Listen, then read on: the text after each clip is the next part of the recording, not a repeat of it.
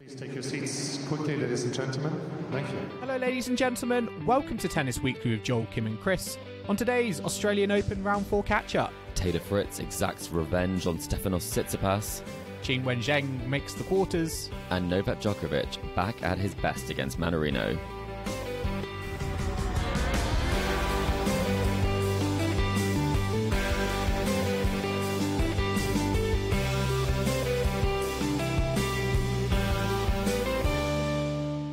Chris, today is the 22nd of January and we are here to catch up on round 4 of the Australian Open at Tennis Weekly HQ. What a round 4 we have had. We are now looking on to the quarterfinals, and I've got to say, the ladies singles draw, that top half, it is as open as I think I have ever seen. Well, you might be looking forward. I'm looking back and thinking, Iga, we really could have done with you in the semi-final lineup, and so could the organisers. They could do with a big name for that semi-final, but hopefully there will be a great story no matter what. You know, Yastremska, qualifier, making it this far. And is she going to do a Raducanu? Is that what we can call it now? Is it doing a Raducanu if you go on a run as a qualifier and maybe make a Grand Slam final? Well, I mean, it would be unheard of. I mean, it had never happened before, and then it might happen again. But I do believe that she has lost a set. So doing a Raducanu is winning all of your matches in straight sets, all 10 of them. So it's emulating her. But, I mean, the GOAT of the qualifier winning a slam has to be Raducanu herself. Well, we're going to be talking about all of that action today. We're also going to be looking back on day 8 as well. And we are going to be revealing our collector set winner. Collector set has been, Chris, it's been crazy. It's broken all records, this Australian Open collector set. I have not broken any records in terms of the number of predictions I've got right. You've not broken any records. You might have. Actually, I'm gonna leave it there. But yes, we're going to be revealing our collector set winner later on. But before we get into the episode, little celebration for Tennis Weekly podcast. It is our 400th episode. Wow, I feel like we only had 300 quite recently, if I'm honest. I know. I mean, that was probably end of 2022 was 300. Yes. So, I mean, what a feat, Joel. I think, does it feel like 400? Do you know what? I almost forget about the number that we're on, unless it's like I'm editing late at night and I have to put the little episode number into our kind of publisher platform. But it's an incredible feat. I mean, 400 episodes. I know Kim loves to actually, she's been listening back to episodes like episode 1, episode 2, and I do like to think we've come on just a little bit since then. Oh, she's loving it, and I think she was actually a little bit annoyed in the scheduling that I took this slot and took the glory of 400, having joined most recently. Exactly. Yes, I know. And we can just say, well done, Joel, 400 in, and here's to another 400 more. I know. Oh, great. I can't wait. Pat on the back for Tennis Weekly podcast, 400 episodes. Yeah, absolutely love it. But let's actually move on to the action. And we're going to start, Chris, with day 9, all the women's action that we had, because yes, we thought Svitolina, Azarenka, this was theirs for the taking. And did it prove to be that case? Absolutely not. We've got qualifier Dayana Yastremska ousting Victoria Azarenka in straight sets, 7-6, 6-4. This was a very tough tussle for Yastremska, who saved 2 set points in that first set, had to come back from a breakdown in that second set. How impressed have you been with Dayana Yastremska? Because I feel like I've only really spoken to her about that ordeal she went through when she tested positive, and she was off the tour for 6 months. But to come back, the tennis she is playing into a Grand Slam singles quarterfinal for the first time, that's very impressive. Yeah, and it just shows that you're able to do anything from anywhere in the women's game. I think we'll see this when we look at some of the other semi-finalists. They aren't necessarily the form players. And with Yastremska, I mean, she's someone who has been, I think, as high as 21 in the world, or very close to top 20. So she does have the pedigree, and she did a lot of that when she was in her teenage years, winning 3 titles before she turned 20. She really was a prodigy in many ways, and many people thought that she would go a lot further, but she's got really big hitting and free hitting off both sides. And I always remember watching some of her matches and just thinking she's fearless. And I think maybe kind of in the last few years, her focus wasn't as much on tennis. I think she maybe had a lot of other things going on, maybe her Instagram account, but also the conflict with Russia and the war. So I think that's something which I think now is inspiring her in the way that she's playing and kind of performing a bit like a warrior on court in terms of how she's going after those big moments. And she's doing it for her country. So I think it's impressive. But I mean, Azarenka, Joel, we have to talk about it. She should have won that first set, and she probably should have won the second one as well. Up a break in both set points. What went wrong? Yeah, it's surprising. You think the experience of someone like an Azarenka, who's had she's had good form in the past at the Australian Open, would have been able to use that to get over the line in the first set. But yeah, she will be very, I think, disappointed. And as you said, I think the power that Yastremska has, I do think she's one of the purest hitters, from the baseline on the tennis court. She hit 38 winners compared to Azarenka's 16. She came to the net as well, and actually she's very handy at the net. She won 12 out of 13 when she was at the net. So I think, with Yastremska, she just sort of took it away from Azarenka, who wasn't able to just assert her game. And when she wasn't able to assert her game, I must say, that was when I think Yastremska was on top and able to pull out the victory. And, as a qualifier, I think having those matches, being there, the week before helps. But yeah, it's a big opportunity now for someone who's not experienced at this level to go and seize their moment. Yeah, and you kind of talked about the experience of Azarenka, and a lot of the players have talked about it. As you do get a bit more mature on the tour, these opportunities don't come around as frequently, and sometimes it can make it harder in those moments to play with a loose arm. And I think on serve, she said it in her press conference afterwards, she wasn't happy with how her first serve performed. It was quite a low first serve percentage for her, and she only won 52% of first serve points behind it. So that does kind of scream a little bit of tension in the arm. And she was misfiring on the forehand. So I think it does present itself that, it's out with the old order. And I think every quarterfinalist is from Gen Z, Joel, which is the first time that we've had that for the women's game. We've never had that for the men's, obviously. We can't have, because Djokovic is still around and Nadal as well. So it's new ground. It feels like it's just full of teenagers, particularly in this top half. And then Krejčíková. Yeah, and Krejčíková. And I mean, just looking at the other matches that went on. I mean, we've got to speak about Linda Noskova versus Elina Svitolina. This was very sad, very tough to watch, because Svitolina had to retire 3-love down against Noskova. Felt a spasm in her back and didn't feel like she was able to continue. Chris, she was your pick to win. She was. The singles trophy. This is going to be a very bitter pill to swallow. It was a really good opportunity for her. She was playing fantastic tennis, like top 5 tennis, I think, in Auckland, and she hadn't dropped a set coming into this match. So you really think that the tears that she had were the tears of the pain of having to retire, but also the fact that this was the perfect opportunity for her, and it was opening itself up for her to really do something special. She had a great draw. Obviously, at Wimbledon, she took out the number 1 seed in Iga Swiatek. So you really have to think it's going to be, as you said, it's going to be tough. But at the end of the day, will she be back? Absolutely. And having kind of spent a year coming back onto the tour, I think it's definitely clear that she is very much a contender in Grand Slams and in tour level matches. I mean, she had just lost only 13 games across her 3 matches to reach round 4.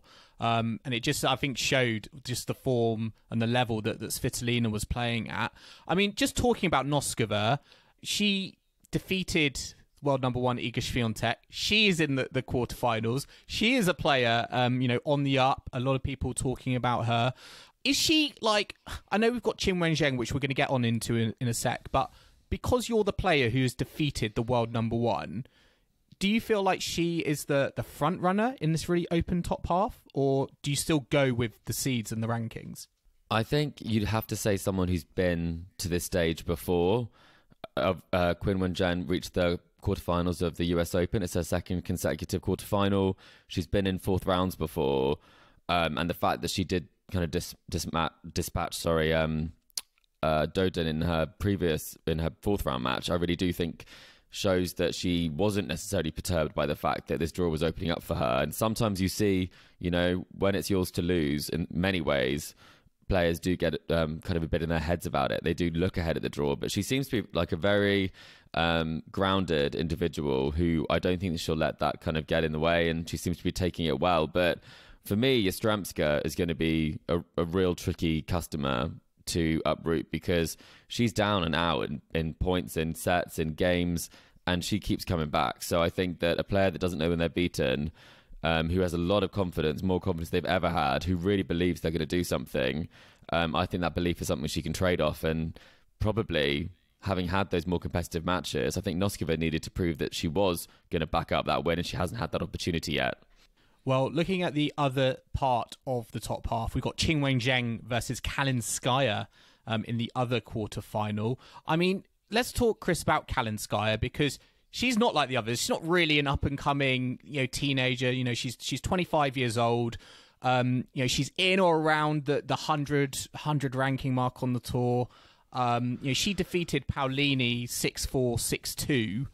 Again, I'm just surprised we're talking about a player like Kalinskaya, who is now in a quarterfinal for the first time in a Grand Slam. This one is probably the most surprising to me. I don't think many people would have picked it. She has actually been on my sort of radar a little bit because she did take out Harriet Dart at the Japan Open last year. And I thought that wasn't necessarily a great performance from Dart. And then Dart went on to, she's now made the biggest final of her career at a 100 tournament. So Dart was not playing badly. She also took out Heather Watson. So I saw her name a couple of times at the end of last year. And that was on the way to actually winning a 1-2-5 in Midland in the US. So she had some form at the end of last season. And then going into this season, she's had some good matches. I mean, do I think that she had kind of quarterfinal potential? I didn't think that, but she pushed Kasatkina all the way in Adelaide. She took out Krejčíková in Adelaide as well. So she's playing some good tennis, and I mean, I think she's having to kind of get it done. I think against Stevens, she's grinding that one out. But apart from that, she's been pretty secure in the way that she's been playing. So I think in uncharted territory, there's nothing to lose. And I think a lot of these players, her career highs are somewhere around 51, I think, in the world, currently at 75. I mean, it doesn't really matter what your ranking is now. It's about who can get the win.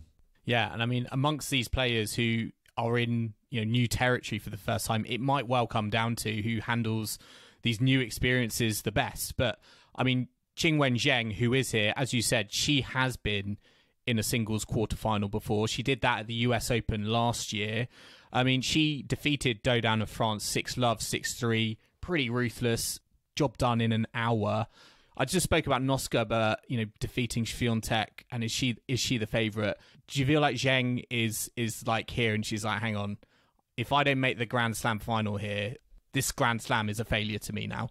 I think there will definitely be a question mark if she doesn't go further in the draw. I think a lot of people are now getting very excited for the prospect of like a Sabalenka Zheng final, or a Coco Gauff or Sabalenka in that final. So I think that's what people are looking forward to. I think they do that from the perspective of everyone wants to see the highest ranked players in the final unless it's kind of a home favourite. So I think that there's a lot of people who'd like to see that. I don't think it would necessarily be like a failure on her part because these players have all got to this stage, and that's something that, when pushed on it, Svitolina said that once you reach the stage of a Grand Slam, you're beating good players. And all of these players have been beating good players to get here. So there's no easy matches, especially in a quarterfinal of a Grand Slam. But I think her coaching setup is much more solid now. She's got Per Ruber back on side, who kind of parted ways with Coco Gauff. And I think that's working really well. I think she's actually added to her game from what was a successful end of last season. So on the form book, on the ranking, on the experience, you'd have to say that she'd be your pick. Yeah, it'll be interesting to see how she goes. I mean, I feel like there's that whole narrative around Lina, and she must be thinking... And they met and everything. Yeah, exactly. And it's like, if I get to a Grand Slam final, that is going to be money. That is going to be big money opening up, big audiences opening up. There's been a lot of pressure on her, and maybe the Australian Open this year, it's her time. She's certainly, I think, the favourite. I mean, just before we move on to the men, talking about the fact that, this draw, to the casual fans, a lot of these players, they won't know. Will that mean that there'll be less interest, do you think, in the ladies' competition? Because, before we were recording, we talked about the fact that, I personally think there'll be people out there who think Well, the men's draw is shaping up very, very well. Top 6 seeds still in, and we've got this happening in the ladies draw. Arguably, the men's draw is more exciting than the women's draw, which we haven't really said a lot, I think, for the last few Grand Slams. Yeah, Joel, you've been sold on WTA tennis for a while now, so no. This is... I'm going to flip-flop back now to the men's. Because this is stretching even your kind of knowledge of WTA with some of the names who've made it to the the quarterfinals. I mean, Kalinskaya is like a WTA 125 player at the moment, not a regular 250, 500 Masters Tour player. Yes, she's not had much experience at that level, that's for sure. What do I think? I think, personally, I like seeing a more inexperienced player play against a seed or someone who's been in the situation before, and then that creates quite a fun narrative. You know, I think we saw that in the Noskova-Swiatek match. When it's upset alert, people love that, but I think it's now very hard for people to know who to root for. The story is a bit confusing. You know, I think there's obviously a player who's not able to play for their nation as part of that, so then that might not be the story of the person that you root for. You've got the whole Yastremska playing for Ukraine, so there are some stories in there as well, but it is a bit unusual when you're like, I'm not sure who should be playing, and I'm not sure what would necessarily bring about the best matches, because I think these players play particularly well against players they shouldn't be beating, or on paper they shouldn't be beating, and when they play against each other, I think we've seen a few in the past where it might not be the highest level. So fingers crossed that I'm proven wrong and we do get some great matches. But I think some people will be doing some Googling before they hit the quarterfinals of the Australian Open for sure. Certainly. And moving on to the men's matches that we had on day 9, let's first of all talk about Carlos Alcaraz and Sasha Zverev, because they're going to be facing each other in their quarterfinal. Intriguingly, Zverev has a leading head-to-head against Alcaraz, 4-3. Alcaraz defeated, and Alcaraz defeated Kekmanovic in straight sets, 6-4, 6-4, 6-love. Zverev defeated Norrie in 5 sets, which we're going to talk about in a sec. But I mean, with Alcaraz, is he playing his way into the tournament, do you think? I think he is. I think he's playing better and better with each match, and I can't really believe this is his first Australian Open quarterfinal. He seems really at home on the courts, and he hadn't really had that much experience here before. I think he went out to, maybe it was Berrettini or something in 2022 and didn't play last year. So, he's taken to it really well. And I think the fact that he is able to kind of play himself into the tournament, get these matches under his belt without necessarily having to play too much time on court will help him when it gets physical later on in the tournament. So, I mean, he's upped his game. I think this one is also a case that Kekmanovic has obviously played so many he long looked matches. tired, didn't he? Yeah, how can you not be, especially after having had, I mean, 2 5-setters and 1 4-setter, all of them 14 out of 15 sets of tennis played. It's a lot. It is a lot, and I think it was kind of, Kim said it's almost a foregone conclusion, a bit like the Mannarino match for Djokovic that we will talk about, where it's not a contest because their contest is over because they've played so much beforehand. So it's hard to know because, I mean, a fully fit Kekmanovic, I think, could do some damage, and I think he has the game too. But this never really kind of got going from an excitement perspective, which is very different, obviously, to Zverev, who that was a final set tiebreak. So will it be the case again, Joel, that someone playing the long matches to get to the later stages will actually impact their chances in the quarterfinals? I know, because Zverev, I mean, not just this match, he has also played a lot of tennis, a lot more tennis, on the courts of the Australian Open than Carlos Alcaraz to get to the quarterfinals. He came through against Cam Norrie, 7-5, 3-6, 6-3, 4-6, 7-6, won that final set tiebreak 10-3. And I mean, he's into the quarterfinals. Britain's Cam Norrie's run has ended. Before we talk about Zverev, I mean, what did you make of Norrie's performance? The fact that he beat Casper Ruud, played very, very well there, probably one of his best ever Grand Slam performances. I actually personally think he upped it against Zverev, a player who he's had no success against in the past. He's not even won a set against him in the past. To push him the way he did, that was a pretty good effort, wasn't it? Yeah, and I like the misses he made. I was watching it. I think, Joel, we talked about this before we started recording. We were both up in the early hours watching some of that. Yeah. And I just like the fact he's going for it, because I think he had a year last year where maybe he has some regrets about the fact that he didn't tried to go for more and play more aggressively, because he's definitely made a concerted effort to be more aggressive. And there are good misses and bad misses. And I think he made a lot of good misses at key moments. And previously, I think sometimes he has sort of been pushing the ball at times. That forehand sitting up and that backhand obviously is very flat, but he's able to almost redirect it, steer it into the court rather than always hit it. And to be honest, I just really like the fact that he was playing a bit of a different game, and it was actually causing quite a lot of problems for Zverev, and it could have gone either way. And I think you'd argue that he's back at playing sort of top 10 tennis, really. So it's going to be interesting because he's got points to defend, obviously, in the golden swing. I think he did pick up a 500. I think he picked up the Rio title. Yeah, he beat Alcaraz in the final, I believe. Yeah, he did. Clay court specialist. So when we hit the clay, maybe that's when he'll get even better results. But I thought it was a good way to go out, but a shame because I did think at times if he had made a few more than he missed, I did think he would probably get that one because Zverev was a bit defensive. He was, and I think I noticed that because of Norrie coming into the net, and again, I think that links to the aggressiveness and that change in mindset I think that he's had, that he was coming in to kill off the points rather than just sort of push it back in play, get embroiled in rallies and see kind of where it went. Actually, he was coming in for the kills. So I quite enjoyed seeing that. I think it's going to be fascinating to see where Cam Norrie goes from here. I mean, he didn't have the best of ends last season, and he said in his own words that he's going to take a great lot of confidence from these performances, and he thinks he's got top 10 level in him. Do you see that as a realistic goal with the tennis you've seen at the Australian Open from him?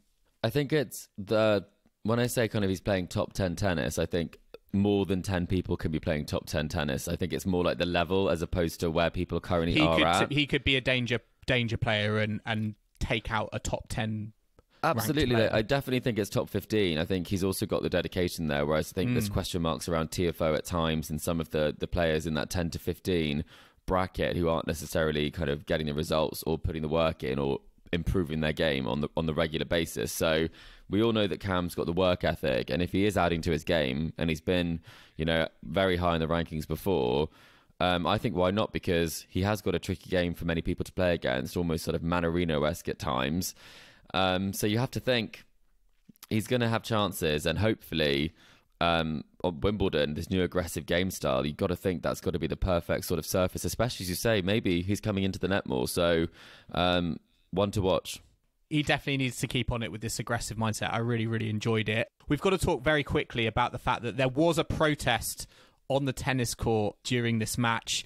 It was sorted relatively quickly, but not by the right people. It was sorted by tennis fans as opposed to security. I think it was a Palestine protester getting on the court, throwing loads of leaflets around. It was a bit farcical, to be honest. But security not really dealing with it, fans sorting it out, then coming back to as you can imagine, a massive ovation. But yeah, very surprising that fans reacted quicker than security did. Yeah, and we actually saw this at UTS as well, where fans kind of jumped onto the court. And I think at tennis, there is a genuine problem where I think that people need to be much more alert in these situations. I think, for example, at the US Open, there was another protest, and that was a climate change protest, and Coco Gauff said she was expecting it. So you have to think that as you go through the tournament... I mean, that's bad. You don't want players having that in their mind that they're expecting it. I think that probably shows to me that tennis does have a problem with these sorts of things, because it does feel like they're becoming more and more frequent. Yeah, I mean, we had the jigsaws of Wimbledon, we had climate change at the US Open, and now we've got the Free Palestine protest that's happened here.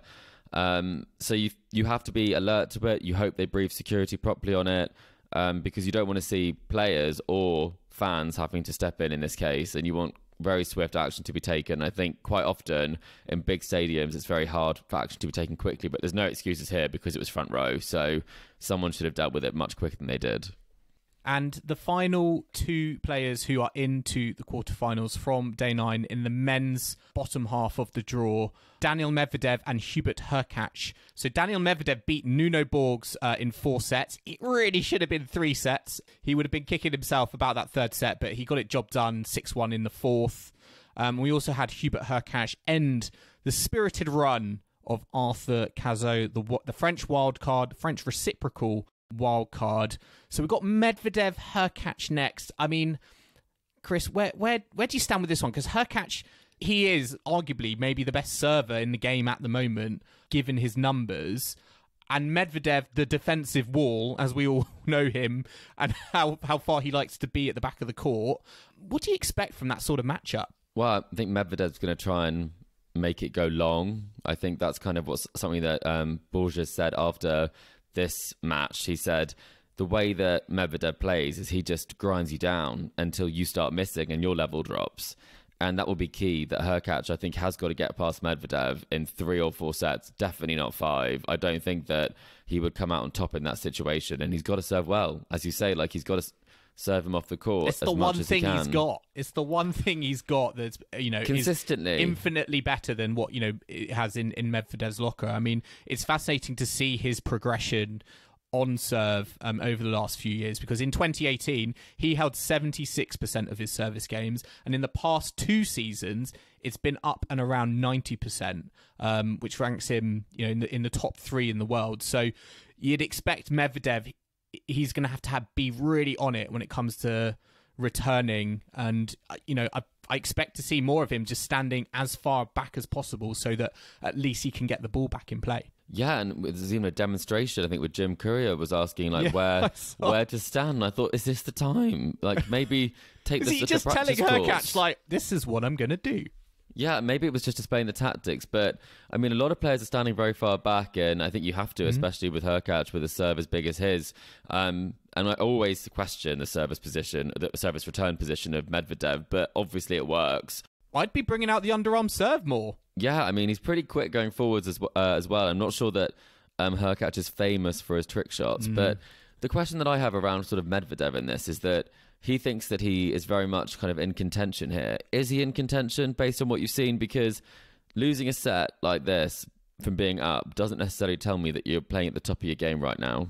Yeah, I think that third set will be a worry, and I don't think you just can't give those opportunities at this level, particularly against someone like Hubert Hurkacz, who's so strong on serve. You can't just let a player back into the game, and I would agree with you in the sense that yes, he's playing capable tennis to potentially to get to a Grand Slam final, but he can't have those lapses in concentration. And against Nuno Borges, number 69 in the world, I think he would have been disappointed himself that wasn't a straight sets job, and he had to go a bit further than he necessarily needed to. Especially in the heat. I mean, you don't want to spend more time on court than you have to against opponents where you probably should get past them, especially given that scoreline in the third set. But Hurkacz, I think it's good that he's winning the tie breaks, because I think that was something in the United Cup that Iga was saying, that, and people said against Zverev as well, potentially, that he just wasn't getting the tie breaks won.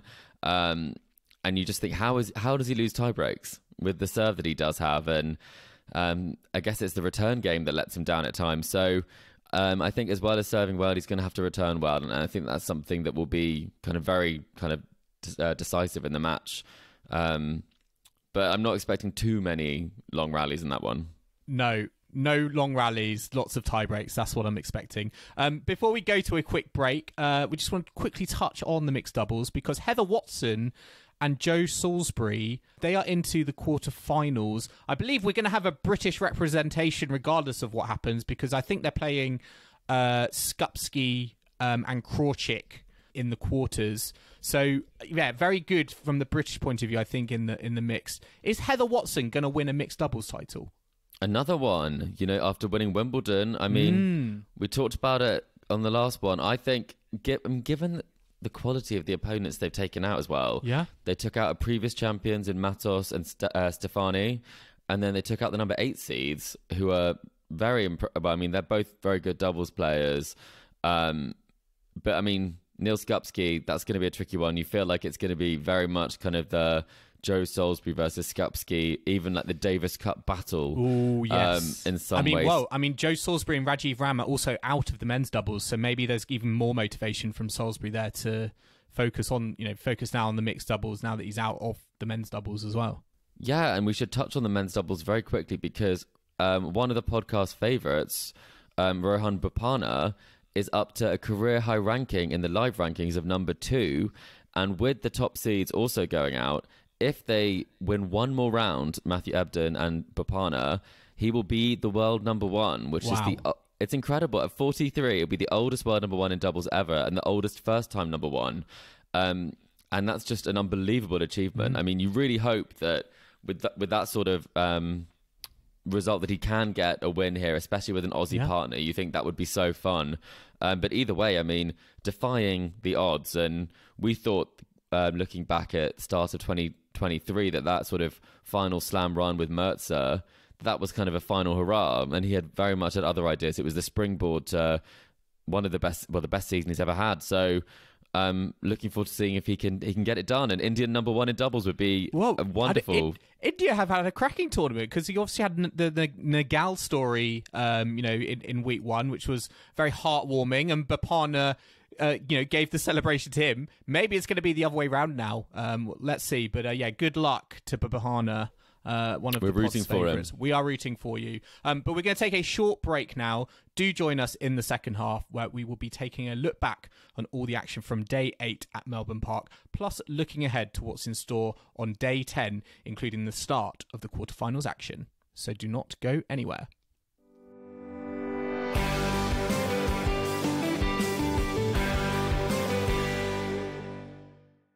Welcome back to the Tennis Weekly podcast, and now we're going to move on to day 8, Chris, and we're going to start with Andrei Rublev, because the Brits are all out and the Australians are all out also in the men's draw, because Alex de Minaur lost in 5 sets to Andrei Rublev. De Minaur got bageled in that 5th set. It was 6-4, 6-7, 6-7, 6-3, 6-love Rublev. I want to start with that bagel because de Minaur is a player who is known for his conditioning, his fitness, and to get bageled in the 5th set, he just ran out of steam. He really did, and it's such a shame because you just don't think that, as you say, that's not a de Minaur scoreline that we're used to at all. And I mean, it does beg the question if there was that sort of extra level that Rublev could go to. I mean, it's very positive he was able to come through in the end in that way. But I mean, he just crumbled on serve, really, which is a big shame. I mean, he just won, I think it was 25% of first serve points. And he doesn't have a big serve, so it does need to work. He does need to hit his spots, whereas it's the complete opposite with Rublev doing kind of a wonderful job and getting 86% of first serve points won. So I think Rublev does have that sort of mode he can go to where he can just see it like and hit it. You know, he can really do that. And he did leave it all on the court. But, I mean, if you are de Minaur, I mean, it's not the way you necessarily want to go out. And he didn't necessarily play too badly in that set overall. I mean, he did hit 5 winners, 3 unforced errors. But Rublev hit 9 winners, 4 unforced errors, and a lot more conversions of break points. Is that the problem with de Minaur's game? The fact that, you know, he doesn't necessarily have that weapon or that X factor, which as a result, in that 5th set, when you're knackered and you want some cheap points or some, you know, free points from a big serve or, you know, some big ground strokes, it's just not in his nature. And as a result of that, he's having to work a lot harder at times when actually he'd want some free points, which is what Rublev is able to do. He's not a naturally aggressive player. And I think he's more of a counter-puncher, is probably how we'd describe it. So he's not getting many free points on serve. I think for the match it was 6 aces, 6 double faults. So, you know, that's a net equal there. And it's actually, the serve is bigger than you think it is. I've just had a look at some of the numbers. It's about 209 kilometres an hour for his fastest serve of the day. Pretty good average on the second serve, though. So he does make up for a little bit of that ground there with about 10 kilometres an hour quicker on the second serve than Rublev. So that is something to go on. But, I mean, he is playing great tennis. He did upset Djokovic. It's just a shame, obviously, you can't play your best tennis all the time. And that final set was obviously, even with the crowd support, and he does normally play very well when he's playing for his country or in his country, it's got to be a big blow for him because that match was highly entertaining until then. I mean, the statistic I now have to give you, the fact that Rublev has made the quarterfinals. He is 0-9 in men's singles quarterfinals. He's got Sinner next. is he going to break his duck finally at a Grand Slam and get to a semi-final? I mean, it's Jannik Sinner, and he's obviously, well, he's playing phenomenal tennis, and I'd have to say it's going to be 0-10. And I think that is obviously a big shame for Rublev because he's more than deserving of it. But I just think that in every draw, there is that someone at the quarterfinal stage, especially in the men's game, who is that bit better than him. And it's not because he doesn't have the level, but I think there are just some players when if you bump into them in the draw, like a Djokovic, a Medvedev, or a Sinner at this stage, that they are, or an Alcaraz, they've got those 4 players at the top of the game who are going to make it very hard for you to get opportunities beyond the quarterfinal stage. Yeah, it's going to be fascinating. But to see. 0-9 is that one of the craziest records that we have in Grand Slam tennis? He could reach, as I said, it could reach double digits. And it doesn't feel right because I think, as I say, I see Rublev and I think at times he's played tennis that I think, given the draw, given the way it could pan out, luck of the draw and all that, I feel like at least once he should get his opportunity. But it just shows that it's just tough. I think when you get to quarterfinals, you just might run into someone better than you, and it's going to be hard against. It's going to be very tough against Jannik Sinner because... Is it mental, do you think, Joel? I think that Rublev has matured, and I think he's obviously got lots of experiences now in the bank at this level. But I do wonder if that is baggage there, and he's thinking about it. And he's just come through a quite a big 5-set match against de Minaur, and Jannik Sinner's just been walking through his part of the draw. I mean, he had Karen Khachanov in round 4. I thought that was going to be quite a tricky challenge for him, but he got it done in straight sets, 6-4, 7-5, 6-3. So you think also Sinner is going to be fresher there. So it feels like it's all stacked and all leading towards a Sinner victory. It really is. And I think on the Rublev, what can he do would be the question I'd say against Jannik Sinner. I think when he plays against some of these top players, I'm not sure the game plan is any different from when he plays against some of the lower ranked players. It's play front foot tennis.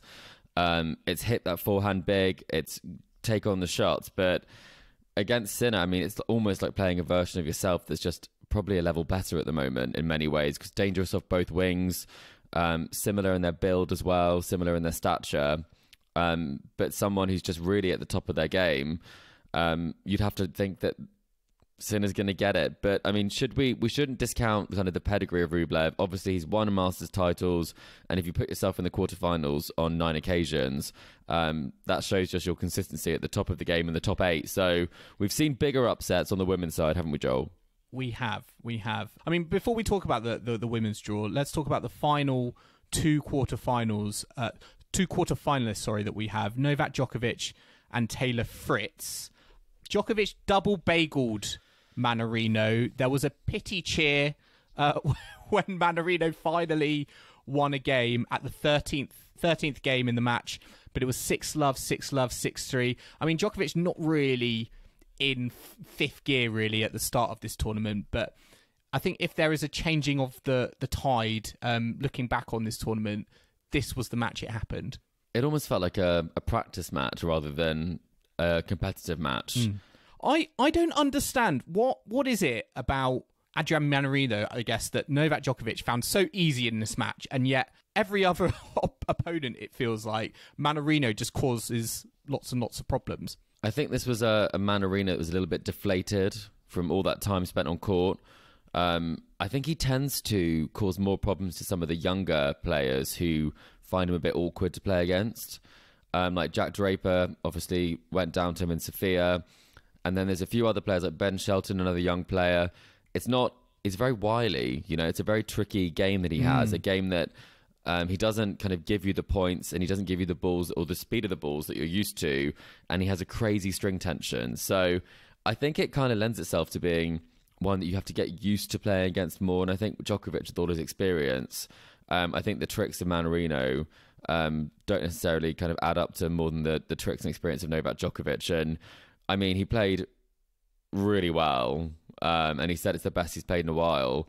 And you just have to think, poor Mannarino, no one wants to be playing against Djokovic when he says it's the best he's played in a while, especially when you're just coming off the back of 3 5-setters. But But still, you did wonder at times, was this going to be a triple bagel job? And the was he last going to time finish the match? Yeah. And the last time that happened for a player to win without dropping a game at a Grand Slam was 1993. So who was it? Do we know? I'm not sure who it was, but we'll have to look it up.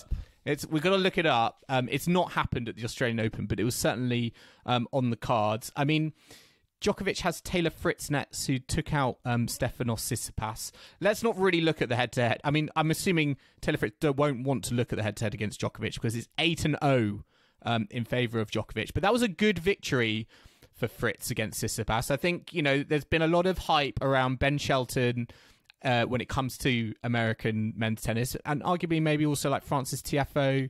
We had that great run from Christopher Eubanks as well at Wimbledon last year. Not really spoken about Taylor Fritz that much, but this was a very good win for him. And I'll say, to me, sort of announced himself back up at the top of the tree of the US men's game. Yeah, and you did call this. You're a big believer in Fritz's game, Joel, and I think it was quite nice because you feel like he's someone who does apply himself, who does have the game, but he doesn't always get the result. I think at the US Open, he had a very, very easy path to the quarterfinal. It was almost a non-event.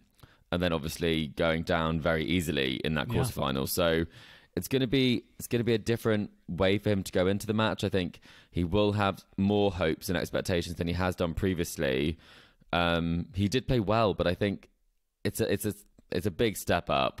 And having never done it before, Djokovic coming off the back of playing some of his best tennis, I think it's probably the wrong round to meet Novak Djokovic at a slam, if there ever is a right one. Yeah, it's tough. It's very tough to see, it not going Novak Djokovic's way. I mean, one thing we need to talk about is the Vegemite debacle with Taylor Fritz's girlfriend, Morgan. She said, or she challenged to Fritz that if Fritz won, she would have some Vegemite. And the whole jar, apparently.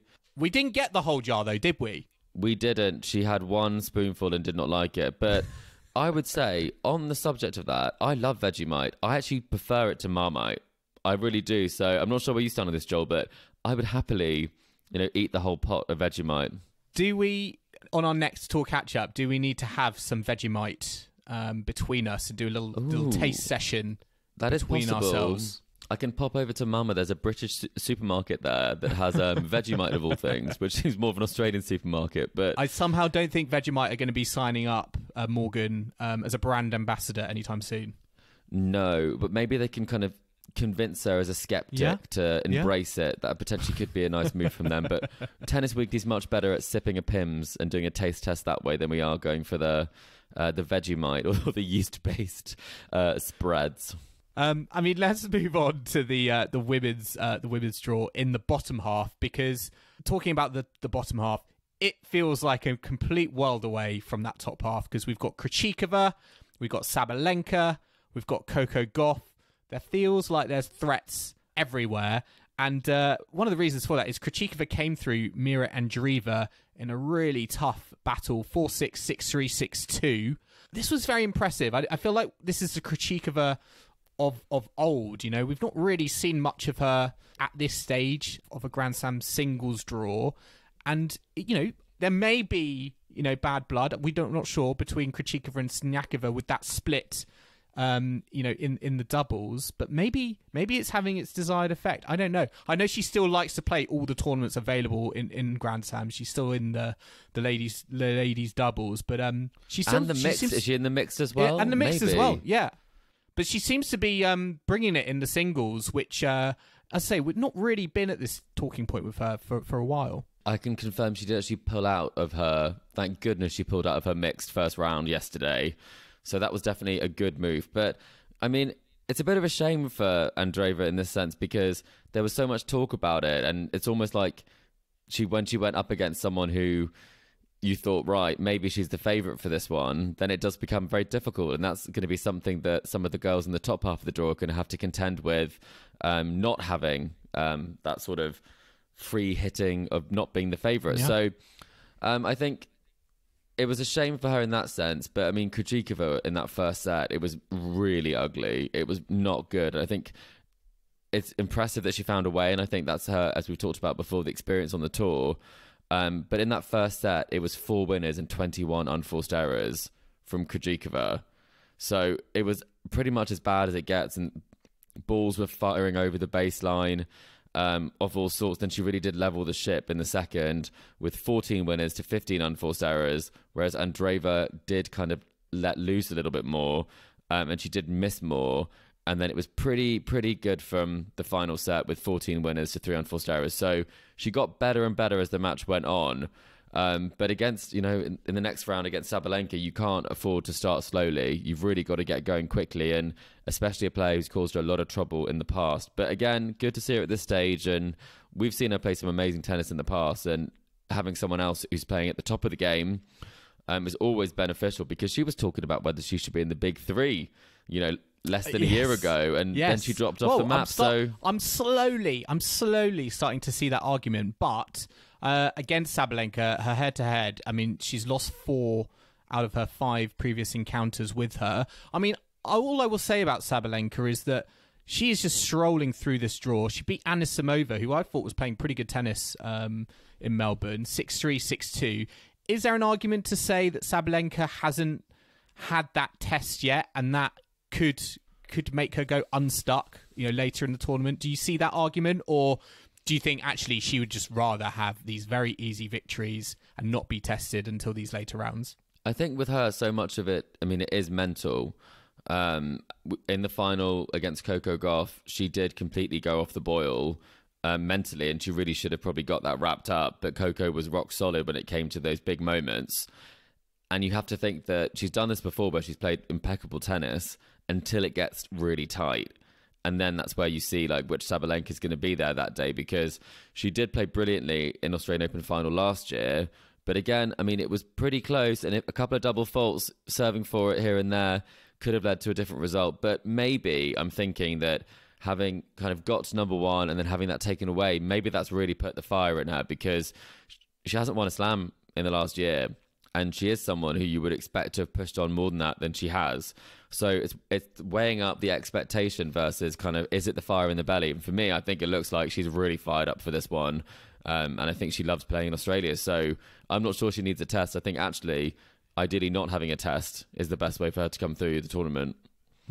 Well, another player who's not really been tested either is Coco Gauff, who came through Magdalena Frech of Poland 6-1, 6-2. She has Marta Kostyuk next, who defeated Timofeeva 6-2, 6-1 to reach the second week of a slam for the first time. I say Coco Gauff, very similar story. She had a great US Open, winning her first ever Grand Slam as well. Are we just destined for Gauff Sabalenka in the semis, or do you see Kostyuk posing any sort of problems to Coco? She's a fantastic mover, and some of the gets I've seen from her have been really, really impressive. Coco is a better, again, I've talked about this before, it's almost a better version of Kostyuk in many ways, because they're fantastic movers, but Coco has really brought her game on an awful lot. And I don't think she's like a Yastremska, where she can take her game, to a fantastic level that's almost unplayable. And I think Yastremska can hit you off the court. That's not how Kostyuk plays her matches. And Coco's defense will make it very hard for someone to get past her and get the ball past her, especially with these sort of very heavy balls that they're playing with down under. So I don't think it's going to be a great matchup for Kostyuk. But I think, will there be chances? There might be, but I think that we are destined for a Gauff. I mean, I don't think Krejčíková is going to take out Sabalenka, and I don't think that Kostyuk's going to take out Gauff. So I'd say yes, then, Joel. Yeah, it's very exciting. It's interesting. I say with Sabalenka, you don't get a lot of players defend trophies or titles on the WTA tour, and Sabalenka's got this golden opportunity, I think, to do that. At a Grand Slam level. But similarly, Coco Gauff, she's picking up where she left off, at the US Open last year. So it's fascinating to see how that develops on, in the bottom half of the ladies' draw. I mean, looking forward to day 10, tennis tomorrow. We've got Marta Kostyuk, Coco Gauff, Djokovic, Fritz, Krejčíková, Sabalenka, Sinner, Rublev. I'm going to ask Chris for your predictions in name and number of sets, please. And we've got some doubles. We've got some doubles as well. As I say, the marquee doubles match is Watson-Salisbury, Krejčíková, But yes, well, I'll start with the doubles then. I've got to start with the doubles. Okay, just for right. The token Watson-Salisbury, Krejčíková prediction. I think it's 2 sets. Watson-Salisbury. Ooh, okay. Right, now on to the singles. What are we going with? Kostyuk, Gauff. Gauff in 2. Djokovic, Fritz. I think Djokovic in 3. Krejčíková, Sabalenka. I think there might be something wild going on in this. I hope this is like WTA Tings on at the Australian Open. So I might say Sabalenka in 3 with a really rogue set thrown in. Sinner, Rublev. I would love this to go to more than 3 sets, but I do just think Sinner is playing so well, and against Khachanov, he had the perfect preparation for this one. So I'm going to say Sinner in 3. I'm going to go Sinner in 5. I agree with you on all the other results except that. I'm going to go Sinner in 5. Okay. I think Rublev, it's still going to happen, but I think he's going to put up a fight more than straight sets. Yeah, we'll see. Interestingly, Novak Djokovic is on the day session on Rod Laver Arena. That doesn't happen very often. I can't tell you the last time it happened, but I was reading it earlier. It was a long, long time ago. And I've seen some rumblings that this is in preparation because the semi-final will be the day session against Sinner. Okay. So people are saying maybe this is a scheduling request from Djokovic to maybe play in the heat of the day so that he's ready for it. But it could well be. He hasn't had to for years, so maybe he just thought, I want to warm up a little bit. Exactly. Well, yeah, it'd be interesting to see. I mean, I don't feel like that's going to have a big factor, but who knows? But yeah, we've got some very exciting matches in the quarterfinals to come tomorrow. Before we wrap up this episode, Chris, we are going to be talking about collector set. We don't have to, Joel. We honestly don't have to. It's fine. I alluded to it at the beginning because it has been a very, very eventful collector set. We had our 6 players, Grigor Dimitrov, Jack Draper, Alex de Minaur, Naomi Osaka, Emma Raducanu, Elina Svitolina. All those players are now out, so we can already give the collector set result and announce our winner. Unheard of. Has this ever happened before? I know. I can't remember. Like on all the editions we've done of collector set, I feel like this is one of the quickest we have ever had. And it is also no calculators either. Yeah. No calculators either. And it is also one of the highest scoring ever collector sets. We were very, very close to actually having for the first time 6 out of 6 player pick predictions correct. But sadly, that was not the case. However, we did have a outright winner. So, drum roll, please. Ooh, come on, here we go. With 5 correct answers, it is Lin Pin. Lin Pin, well done. You are our collector set AO champion. And this has thrown up a bit of a quandary because we believe that Lin Pin, you've won collector set before, so we cannot give you another mug. No, so we have a wonderful option for you. We have Tennis Weekly merch now. Thank goodness we got this made, because otherwise you'd have to have another mug. So we'll be contacting you. You'd have to deal with a second mug. Exactly. We'll be contacting you about which one of our lovely pieces of merch you would like. We have a lovely cap. We have a lovely 2 designs of tote bags. So we will be messaging you. But congratulations on that win. 5 is a phenomenal effort, especially because it's quite bold to say that none of these players would make it, to the quarterfinals or further, because we thought some of these would be the form players. So very, very impressive. And there are some other people who also did very well, didn't they, Joel? Did you do well? I did, and one of them was me, surprisingly. Yes, there were a handful of players with 4 correct answers. So special shout out to these players who got involved: David Blair, Irene Gango, the Tennis Porker, Liv, Laura Kneebone, and Ian Ray, as well as myself, all getting 4 correct answers. But Lin Pin takes it outright with 5. And how did Kim do out of Kim and I? That is a very good point, because we do need to settle now the slam spoon of shame, and we actually already have a definitive winner as well for that, and it is Oh, It's you, Chris. Chris. oh, Joel, I've had it for One correct answer. I've had it for Kim a got year. 2. You got 1. So, And I got that on the first round, didn't I? Osaka, that was it. yes. So I'm an optimist. Is you that a can crime? you can keep the spoon for now. The slam spoon of shame is staying with you. A whole year with the spoon of shame. It's particularly painful because that's actually my sister, Laura Does it Newbone. actually exist? Yeah, I who still did haven't well. actually seen it in person. I want to see it. I've Where not seen is it in person, but they're decorated beautifully. We've got faces on them and everything. But I think Kim physically has them. But in terms of who has them right now, it's been me for a while. Yes. Well, yes, you can keep it now until the French Open. I'm slightly relieved because I was a little bit nervous, but Unless Sinner wins, though, maybe I will get rid of it if Sinner wins. Oh, okay. We'll see. I'll Keep make it my on, case later in the tournament. Yeah, okay. We'll wait till the end. We'll wait to the end of the week. But listeners, we're going to end our round 4 catch up here. I hope you've enjoyed our latest episode of the Tennis Weekly podcast. Remember to subscribe to us to stay up to date on all the action still to come from the Australian Open. We're on Apple Podcasts, Spotify, and all major podcasting platforms out there. And if you like what you're hearing, then make sure to leave us a rating and review on Apple Podcasts or Spotify. You can also follow us on social media or email the show. We're on Facebook, Instagram, Twitter, TikTok, and YouTube. And the handle for them is Tennis Weekly Pod. You can purchase Tennis Weekly merch at etsy.com/shop/Tennis Weekly Podcast. You can email the show tennisweeklypod@gmail.com or check out our website tennisweekly.co.uk. And we will be back on Wednesday at Tennis Weekly HQ for our quarterfinals AO catch-up. So I hope you can join us for that. But in the meantime, it's goodbye from Chris. Goodbye. And it's goodbye from me. We'll see you again soon.